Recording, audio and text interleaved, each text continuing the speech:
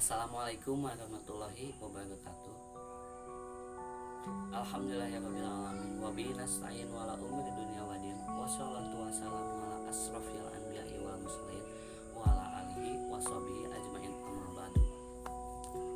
Pertama-tama marilah kita panjatkan kehadirat Allah Subhanahu wa taala karena beliau telah memberikan kita kesehatan dan keselamatan hingga kita masih bisa bertatap muka hingga saat ini. Kepada Ibu Resa Nurmala SAB MA yang saya hormati dan teman-teman saya yang cintai. Perkenalkan, nama saya Nabil Salimata Riksa dengan NIM 2130811103 yang akan menjadi moderator di kelompok ini.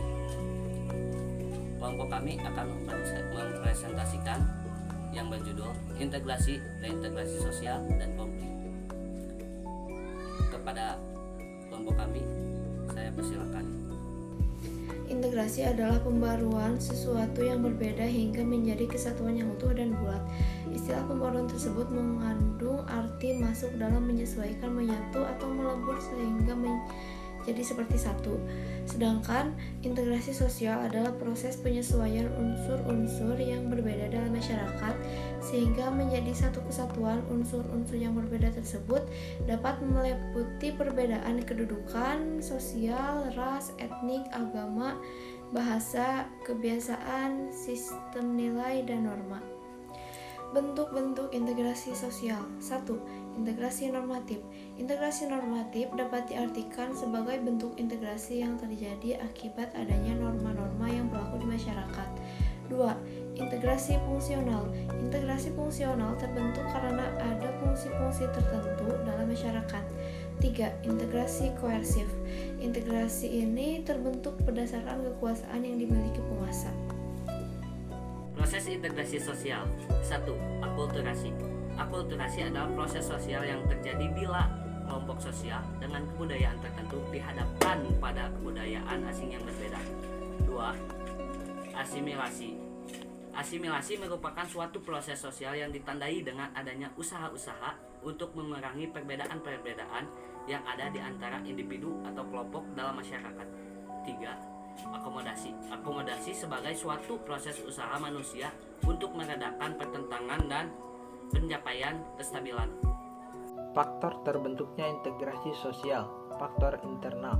Secara umum, faktor pendorong integrasi yang berasal dari dalam individu atau internal adalah sebagai berikut. Yang pertama, adanya semangat gotong royong. Indonesia dikenal dengan sifat kekeluargaannya. Hal ini dibuktikan beberapa daerah di Indonesia masih berlaku gotong royong.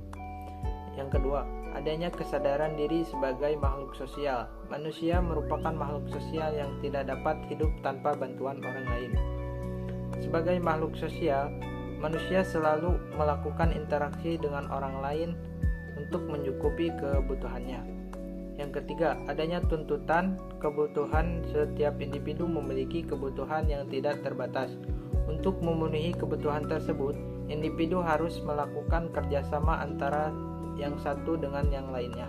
Pengertian reintegrasi sosial. Reintegrasi sosial adalah proses sosial yang bertujuan untuk menyatukan kembali pihak yang berkonflik sehingga tercipta kondisi seperti sebelum konflik terjadi. Menurut Surjono Sukanto dalam buku Sosiologi Suatu Pengantar 2013, reintegrasi sosial merupakan proses pembuatan norma atau nilai baru sebagai bentuk penyesuaian diri dengan lembaga atau organisasi yang telah mengalami perubahan. Tujuan reintegrasi sosial untuk memperbaiki dan menemukan penyebab konflik di masyarakat. Selain itu, reintegrasi sosial juga diperlukan untuk menata dan menyatukan kembali masyarakat sehingga terciptalah keadaan yang harmonis di tengah masyarakat yang mengalami konflik tersebut. Apabila terjadi disintegrasi sosial, situasi di dalam masyarakat itu lama-kelamaan akan menjadi kacau. Pada keadaan demikian akan dijumpai anomi, yaitu tanpa aturan, yaitu suatu keadaan di mana masyarakat tidak mempunyai pegangan mengenai apa yang baik dan buruk, dan tidak bisa melihat batasan apa yang benar dan salah. Berikut beberapa reintegrasi sosial. 1. Adanya proses reintegrasi sosial antara angkutan konvensional dan angkutan online. Kehadiran angkutan online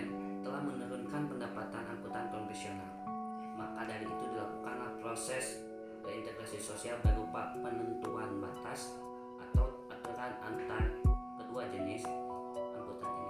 Contohnya, angkutan online tidak boleh menaik turunkan penumpang di daerah yang telah disepakati. 2. Melakukan musyawarah menjadi salah satu contoh reintegrasi sosial. Ketika terjadi konflik atau permasalahan, usahakan untuk melakukan musyawarah tanpa memperparah konflik. 3. Lembaga masyarakat juga memegang peranan penting dalam reintegrasi sosial. Lembaga masyarakat tersebut diantaranya di bidang politik, hukum, ekonomi, sosial, budaya, dan lain sebagainya. Contohnya, jika terjadi permasalahan hukum, maka serahkan ke lembaga hukum. 4. Sikap mudah tersulut emosi sangatlah tidak baik, khususnya dalam penyelesaian konflik.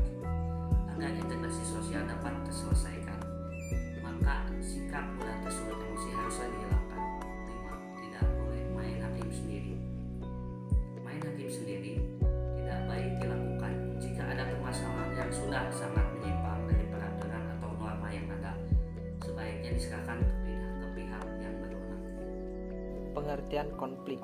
Konflik adalah perjuangan yang dilakukan oleh berbagai pihak untuk memperoleh hal-hal yang langka seperti nilai, status, kekuasaan, otoritas, dan lain sebagainya.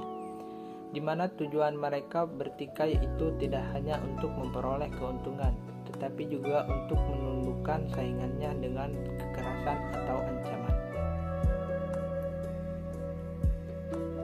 Secara garis besar, penyebab konflik dibagi atas 3 penyebab, yaitu perbedaan pendirian dan keyakinan orang perorangan telah menyebabkan konflik antar individu.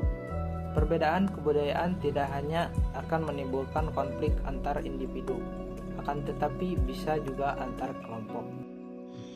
Upaya penyelesaian konflik. Secara umum, ada 3 bentuk penyelesaian konflik sosial, yaitu konsiliasi, mediasi, dan arbitrasi. Konsiliasi di sini didefinisikan sebagai bentuk pengendalian konflik yang dilakukan melalui lembaga-lembaga tertentu untuk memungkinkan diskusi dan pengambilan keputusan yang adil di antara pihak-pihak yang bertikai. Kemudian pengendalian konflik dengan cara mediasi dilakukan apabila kedua pihak yang berkonflik sepakat untuk menunjuk pihak ketiga sebagai mediator. Pihak ketiga ini akan memberikan pendapat mengenai cara terbaik dalam penyelesaian konflik mereka. Dan terakhir, ketiga, arbitrasi umumnya dilakukan apabila kedua pihak yang berkonflik sepakat untuk menerima atau terpaksa menerima hadirnya pihak ketiga yang akan memberikan keputusan terbaik untuk menyelesaikan konflik. Ada banyak macam-macam konflik di masyarakat, diantaranya konflik pribadi, kelompok, antar kelas, politik, ekonomi, dan lain-lain. Tetapi yang kami highlight di sini adalah konflik antar kelompok dan antar kelas. Yang pertama yaitu tawuran antar pelajar yang terjadi di Kota Semarang yang menyertakan banyak peserta tawuran, mengakibatkan kerusakan infrastruktur kota seperti halte maupun tanaman hias dan lain-lain. Tawuran pelajar terjadi tidak jarang karena ingin menunjukkan seberapa kuat atau solidnya siswa sekolah tersebut atau karena salah paham. Dan yang kedua yaitu konflik antar kelas seperti yang terlihat adanya demo para buruh pabrik yang menuntut pemilik pabrik untuk menaikkan upah yang selama ini mereka rasa kurang layak untuk memenuhi kebutuhan hidup mereka. Baik, saya cukupkan presentasi dari kelompok kami. Mohon maaf jika ada kesalahan kata, dan terima kasih kepada yang telah memperhatikan. Semoga presentasi dari kelompok kami bermanfaat dan menambah wawasan dan pengetahuan kepada kalian semua.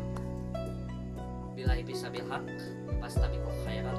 Wassalamualaikum warahmatullahi wabarakatuh.